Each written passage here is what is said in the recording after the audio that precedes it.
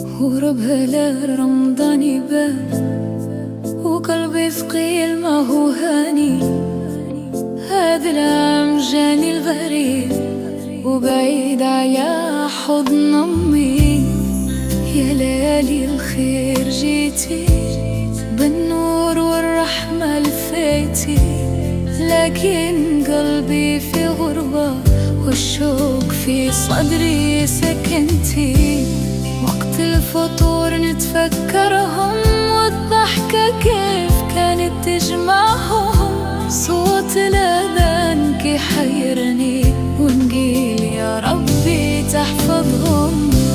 نرفع كفوفي بداية ونطلب منك عطايا تقرب بيني وبينهم وترجعني لحمايا. إله يا الله إله يا الله إله يا الله.